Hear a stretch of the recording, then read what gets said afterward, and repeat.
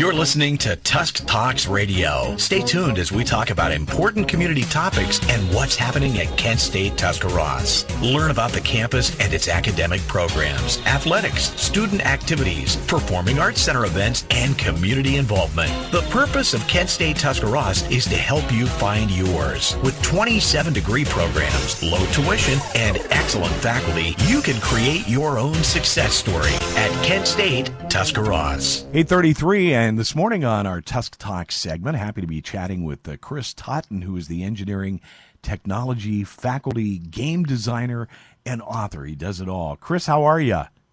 Good. How about yourself? Good, very good. I'm very excited to talk to you because you seem like you have one of the most fun gigs at the campus. Yeah. In fact, on that app that just played, where it said, make your own video game. That's me. How cool is that? Let me guess. You probably played Nintendo and Mario Brothers and all of those and mastered them when you were younger. Oh, absolutely. In fact, Super Mario Brothers 3 might still be my favorite video game of all time. That's funny. And you probably got bored because you went through every level and mastered it and figured it out. The next step, I guess, after that is you start in your head trying to figure out, how can I design and create a video game? Yeah, as a kid, I drew lots of pictures of like video games that I'd want to make that involved like me and my friends or my pets or things like that. Little did I know that how hard it is, but also like how rewarding it really can be, especially when you put it in front of somebody else and see that same like emotion that you get when you play a really good video game, but on somebody else's face about a thing you made. It's really awesome. Well, my skills, I grew up in the 70s, and I remember when Pong came out, and I thought, wow, we are really living the life here with that little blip going back and forth, and you hit it with your paddle on the screen. Now that, to me, I remember that. We've come a long way, I guess, huh? Absolutely. But, it's funny. We get a lot of students who come in and they want to make the really big commercial things they see today, and we start them on making like a Pong or a Space Invaders, and they think, okay, I don't know if that's quite what I want to make, and then they spend, a long time getting one little thing to move on its own, and once they've gotten that thing to move on its own, they think they've like just, done the biggest, had the biggest accomplishment ever. So it is. Those games are still really important for helping us show our students like how it's done and getting their feet wet so that they can go on to make those really big things. Who knew that we could learn this type of technology at our campus of Kent State here at Tuscarawas? I guess explain what are the type of students that would come to you or to be doing what you're doing. How do you get into that lane? Well, so one of the things that I really like about our campus is that, we've got a good crop of students who come in. They've got really amazing, like, raw artistic talent, and we try to, so we focus mostly on the game art and animation end, and we really try to mold and foster that ability in them, get them really looking at, the different types and styles of game art that's out there so that they can find their own niche and find, what works best for them. Some people want to make like really photorealistic 3D stuff. Some people want to make 2D and make games that look like those old games. Those are still very popular, whether it be, Minecraft, where it's sprite work, but like pixel art, but in 3D space, or whether it's, there are a lot of games now that still use those old pixel art graphics, but just as an art style instead of as like the, tech limitation. So it's, we really like to let students explore and try different things. We give them a bunch of, our curriculum is very much based on the job community.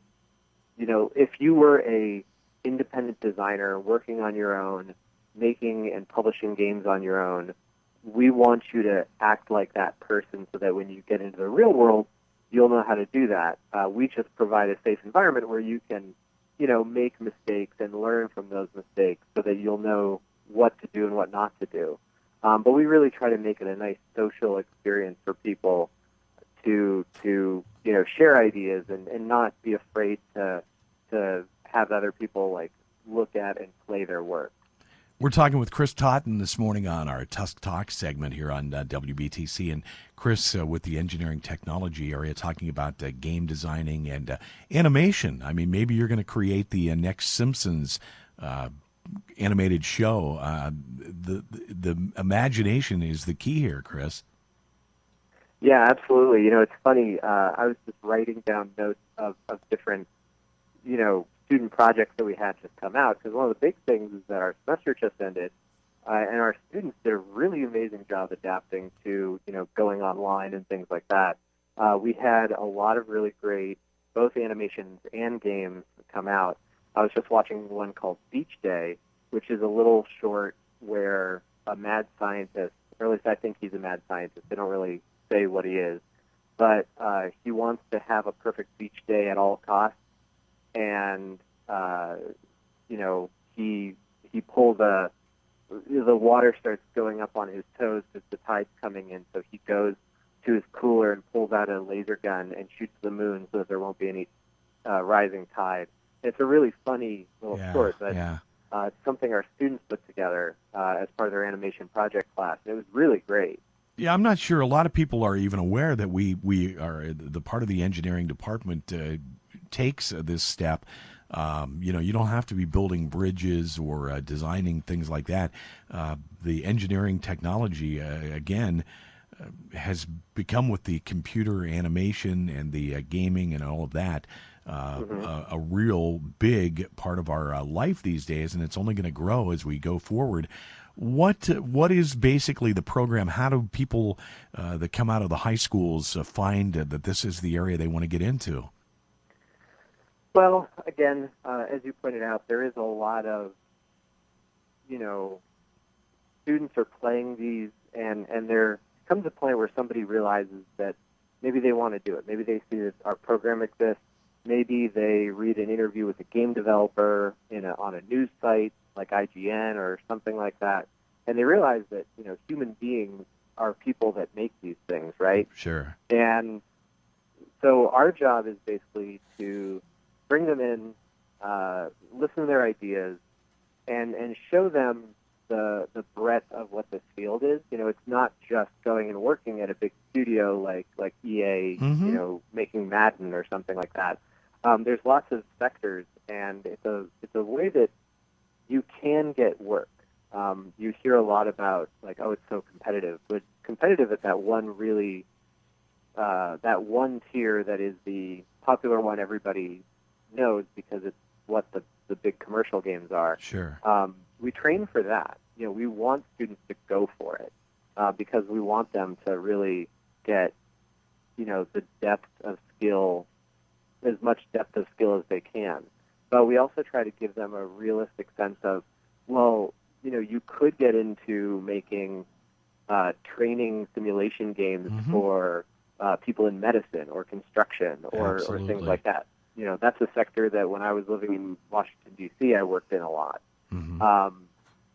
Or, for example, like educational games, you can do that as well. The other thing you mentioned working in Washington, D.C., of course, you think about museums in the big cities. I know you're working in conjunction with, for example, the Akron Art Museum.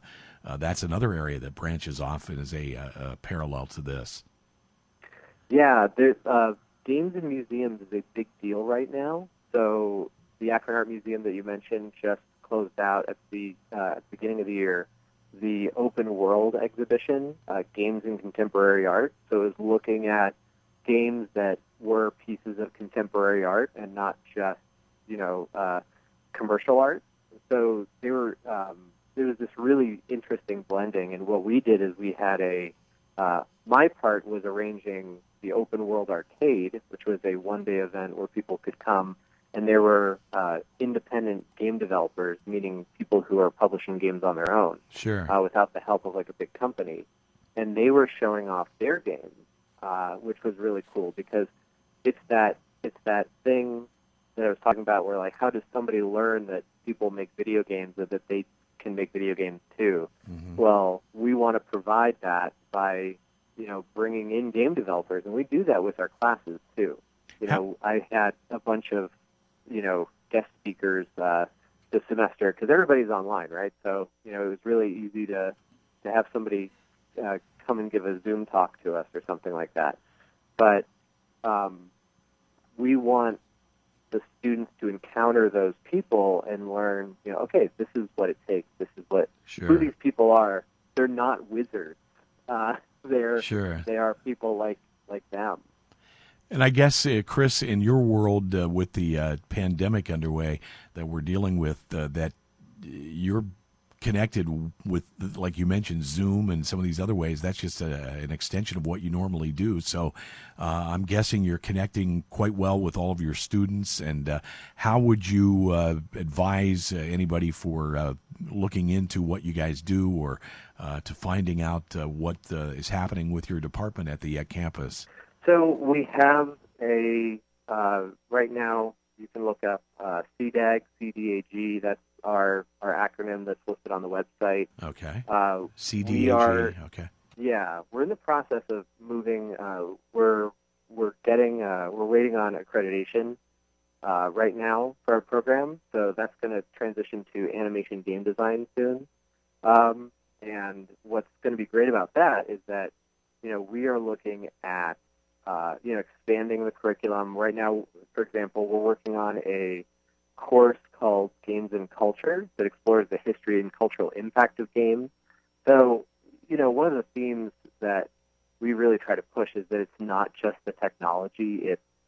It's also, like you said before, the imagination part of it and the creativity and the sort of idea of like, how do you get people to emotionally react to your work? So back to the question of like how to find us, we're on the website as CDAG right now. We also, we're out in the community. Like we have been, we actually had 2 faculty members and 1 student speak at an online conference called Vector. So those talks are going up online soon. So if you look up Vector Conference, you're going to see those videos up soon. But then, we are also, we were at the GDEX conference in Columbus back in the fall. So we've really been trying to not just, make our stuff internally, but also do stuff out in the game industry and be very visible. So we try to be where people are going. Amazing that this is just another extension of the engineering department and what's being offered at our campus of Kent State Tuscarawas. Chris, fascinating. Keep up the good work, and appreciate you being our guest this morning and sharing the info with us. Well, thank you very much for having me on, and I hope everybody's doing well over there and is keeping safe. And the same to you, and we will talk more with what you're doing. Good things. Chris Totten, Engineering Technology Faculty Game Designs at the campus. Have a great day, Chris. We appreciate it. Thanks. You too.